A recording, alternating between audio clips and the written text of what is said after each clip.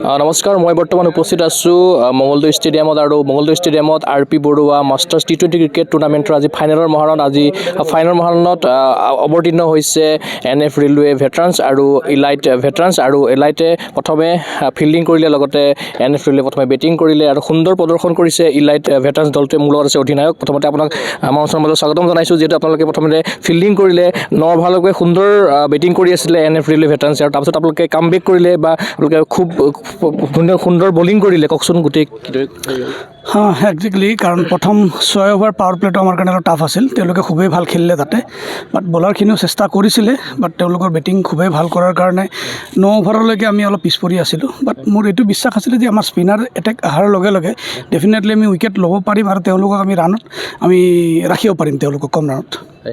কোনে প্ৰথম যিটো টাৰ্ণিং পইণ্ট কোনটো ভাবে আপুনি আজি? টাৰ্ণিং পইণ্ট বুলি ভাবিলে মই ইমতিয়াজৰ স্পেলটো ভাবোঁ, কাৰণ তেওঁ প্ৰথম উইকেটটো উলিয়ালে। যেতিয়া দুটা ছেট বেটছমেন খেলি আছিলে, এটা ভাল পাৰ্টনাৰশ্বিপ বিল্ড আপ কৰি আছিলে, তো সেই উইকেটটো পৰাৰ পিছতেই তেওঁলোকৰ স্ক'ৰিঙত মানে বাধা আহি গ'ল আৰু তেওঁলোকে কুইক ৰানখিনি কৰিব নোৱাৰা হৈ গ'ল। যিটো ল'ৰ স্ক'ৰিং মেচ হ'ব, গতিকে নিশ্চয়কৈ আপোনালোকে মানে বেটিঙৰ দিশতো অলপ একচুৱেলি ল' স্ক'ৰিং বুলি ক'ব নোৱাৰে। T20 দেশত 30 ৰান ল' স্ক'ৰিং নহয়, বাট য়েছ আমি চেষ্টা কৰিম যে যিমান পাৰে সোনকালে আমি গেমখন শেষ কৰিবৰ কাৰণে। তো আমি পজিটিভ আছোঁ, বিকজ এখন উইকেটত আমি 200 ৰান কমপ্লিট কৰিয়ে আছোঁ এভৰি মেটছতে। তো আমাৰ বেটিং লাইন আপ আমাৰ কনফিডেণ্ট আছে, তো আমি চেষ্টা কৰিম যে যিমান পাৰোঁ সোনকালে আমি চেছ কৰি কেনে খেলখন আমি উলিয়াই লৈ যাব পাৰোঁ। বলিঙত কোনে ভাল কৰিছে আজি? আৰু বলিঙত ইমতিয়াজে ভাল বলিং কৰিলে আজি, তেজিন্দৰ সিং আমাৰ ভাল বলিং কৰিছে আজি, ৰাজীৱ কলিতাই ভাল বলিং কৰিছে, সোহেলে ভাল বলিং কৰিছে। আৰু NF ৰেলৱে খেলুৱৈসকলৰ কথা কি ক'ব? তেখেতলোকৰ বেটিংটো কি দেখা পালে আপুনি? ডেফিনেটলি তেওঁলোক ৱেল এক্সপিৰিয়েঞ্চ প্লেয়াৰ, ফৰ্মাৰ গোটেই ৰঞ্জি ট্ৰফি প্লেয়াৰবিলাক তাতে খেলি আছে আৰু যিটো সময়ত তেওঁলোকে খেলিছিলে সেই সময়ত তেওঁলোক এটা দিগ্গজ প্লেয়াৰ আছিলে। তো ডেফিনেটলি তেওঁলোকে খুব ভালেই প্ৰদৰ্শন কৰিছিলে, সেইটোৱে। আৰু এগৰাকীয়ে 50ও আজি অৰ্ধশতকো কৰিছে। অৰ্ধশতক কৰিছে তেওঁ। লাষ্ট ইয়াৰো ফাইনেলতো তেওঁ ভালেই পাৰফৰ্ম কৰিছিলে, তো এইবাৰো তেওঁ কৰিছে, সেইটোৱে। আৰু ক'ব লাগিব যে আপোনালোক ডিফেণ্ডিং চেম্পিয়ন, কিন্তু এইবাৰ নিশ্চয়কৈ চেম্পিয়ন হোৱাৰ নিশ্চয় আশা থাকিব। নিশ্চয় আমিতো চেষ্টা আমাৰ সেইটোৱে থাকে, চেম্পিয়ন টুৰ্ণামেণ্ট যেতিয়া আমি পাৰ্টিচিপেট কৰোঁ, আমাৰ মেইন মটিভটো সেইটোৱে থাকে কি টুৰ্ণামেণ্টখন আমি চেম্পিয়ন হওঁ।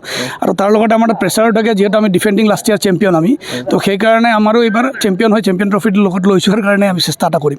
আৰু এটা কথা সুধোঁ, যিহেতু মঙলদৈ ষ্টেডিয়ামত পোনপ্ৰথমবাৰৰ বাবে RP Barua T20 cricket tournament আৰম্ভ হৈছে, আগতে NF ৰেলৱে ষ্টেডিয়ামত হৈছিলে, গতিকে ইয়াৰ পৰিৱেশটো কেনেকুৱা পাইছে বা যিসকলে আয়োজক আছে তেখেতসকলক উদ্দেশ্যি কি ক'ব? হয়, লাষ্ট ইয়াৰ আমি মালিগাঁও ৰেলৱে ষ্টেডিয়ামত খেলিছিলোঁ, তো এইবাৰ মংগলদৈত আহি পাই খুবেই ভাল লাগিছে। ইয়াৰ এটমছফিয়াৰ, গ্ৰাউণ্ড, উইকেট, তো ডেফিনেটলি আমি অৰ্গেনাইজাৰক আমি শলাগ ল'বই লাগিব, কাৰণ কিয় গুৱাহাটীৰ পৰা মংগলদৈত খেল এখন আমি পাতাটো, আৰু অল পাৰ্টিচিপেণ্ট টিমকো মই থেংকছ ক'ব বিচাৰোঁ, কাৰণ তেওঁলোকে ইমান দূৰৰ পৰা আহি ইয়াতে পাৰ্টিচিপেট কৰি ইমান ধুনীয়া টুৰ্ণামেণ্ট এখন খেলি আছে বা টুৰ্ণামেণ্ট এখন আমাক দিছে, তো সেইটোৰ কাৰণে মই অৰ্গেনাইজাৰক থেংকছ ক'ব বিচাৰোঁ।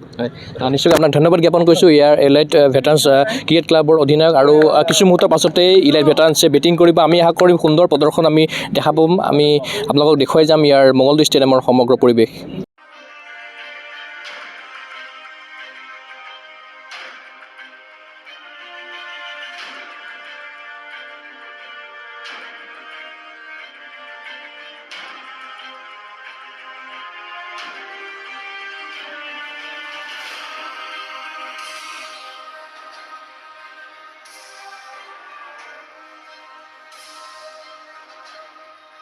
গুৱাহাটীৰ মাজমজিয়াত নৰ্থ ইষ্টৰ প্ৰথমখন এক্সক্লুচিভ মাৰ্চেল আৰ্টছ সামগ্ৰীৰ শ্ব'ৰুম তথা বিপণী তিৰুপতি স্পৰ্টছ।